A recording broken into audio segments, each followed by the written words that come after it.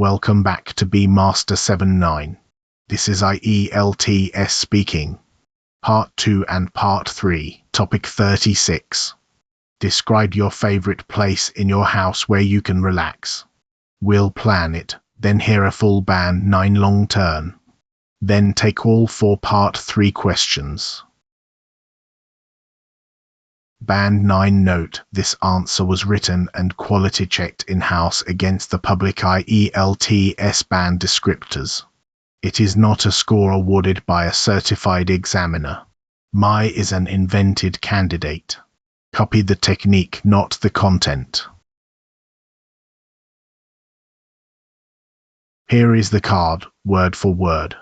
Describe your favorite place in your house where you can relax.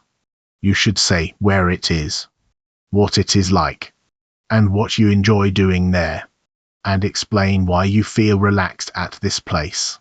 Source card reproduced word for word. 2 things worth flagging. Favorite is the US spelling.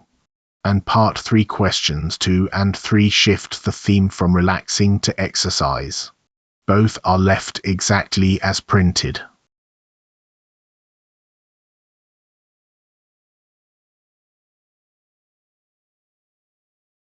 You get 1 minute to prepare. Here is what to do with it. Pick a real, small place. Specific beats impressive every time. Answer the 4 prompts in order, but never announce them out loud. Write nouns, not sentences. 6 words is a plan. A script is a trap. Save your strongest reason for the very last thing you say.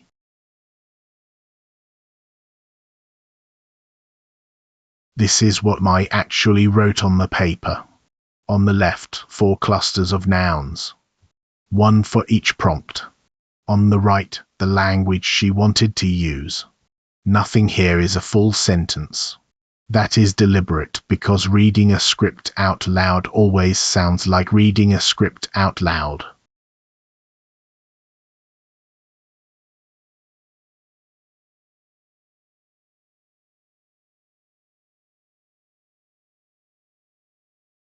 And this is the shape of the 2 minutes. 20 seconds naming and locating the place. 25 describing it. 30 on what she does there. And the rest on why it relaxes her. Building to the strongest reason at the very end.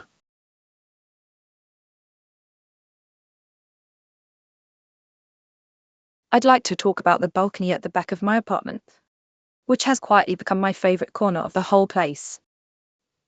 It's on the 4th floor, just off my bedroom.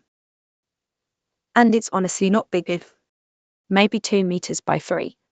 But it looks out over a row of old trees. So you get this green wall instead of the neighbor's windows. Notice how she names the place in the first 6 words, then locates it. My mother gave me a couple of rattan chairs she was going to throw out. And I've slowly filled the rest of the space with plants. A lemon tree in a pot. Some herbs and far too many succulents. In the late afternoon the light comes in sideways and turns everything gold, which is when I like it best. She describes it with objects and light, not with the word nice. What I usually do out there is read. I'll make a pot of tea, put my phone somewhere I can't reach it, and get through a chapter or 2 without anyone needing anything from me. On weekends I might sit with a sketchbook, though I'm not much of an artist. It's more about occupying my hands. And when a friend comes over, that's where we end up.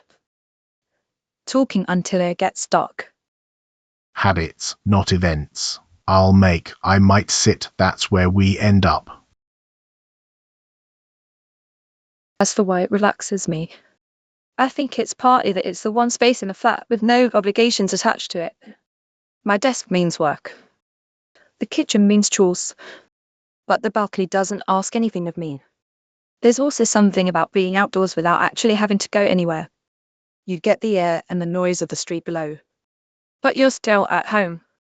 And because it's small, tidying it takes about 5 minutes. So it never builds up into a task. I suppose the real reason is that I trained myself to associate it with switching off.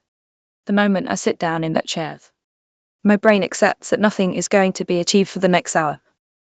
And that's exactly the point.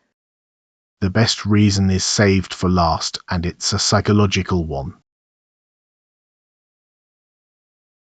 Here is the whole long turn in one place. Pause the video and read it through. The word count and the spoken length are on screen, both measured from the audio you just heard.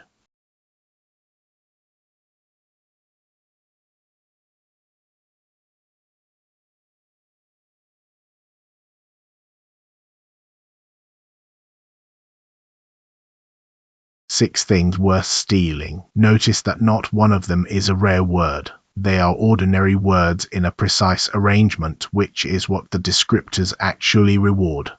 Quietly become my favourite corner. A green wall instead of the neighbour's windows. The light comes in sideways. No obligations attached to it. It never builds up into a task. Switching off.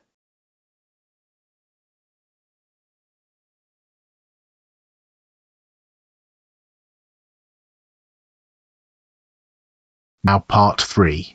The examiner moves to more abstract questions. And on this card, 2 of them shift to exercise. Answers run roughly 30 to 60 seconds each. Why is it difficult for some people to relax? I think a big part of it is that relaxation has stopped being the default and become another thing you have to schedule. People finish work, and the work follows them home on their phone. So there's never a clean line where the day ends. There's also a kind of guilt attached to doing nothing. If you're not being productive, you feel you're falling behind.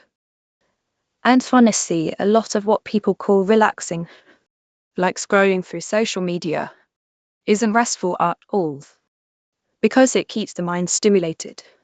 So they rest for 2 hours and still feel wrung out.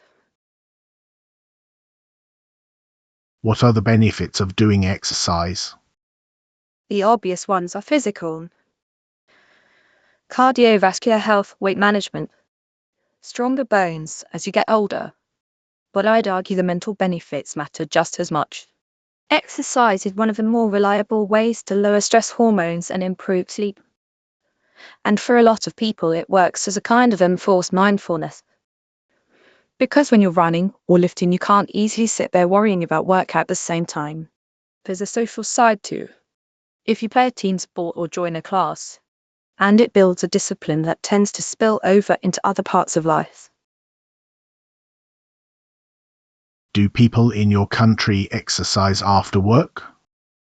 Some do, though the picture is quite divided. In the cities, there's a real gym culture now among younger office workers.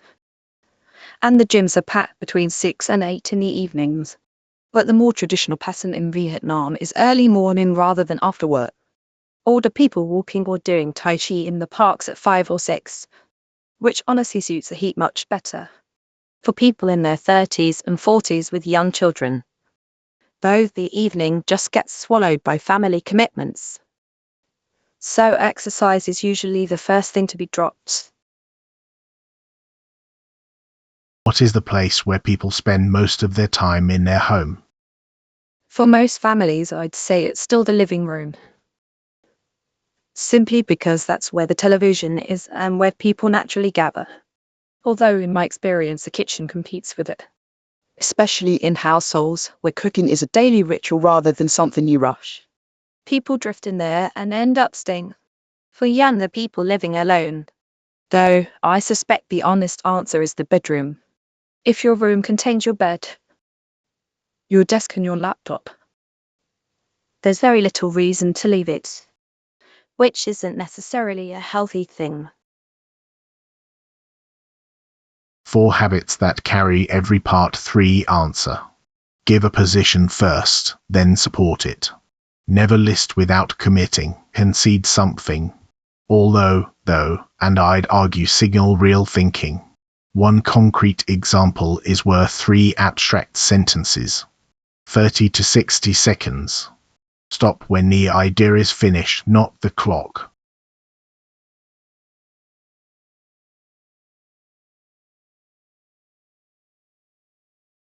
That's topic 36. The full model answer and the language bank are in the description.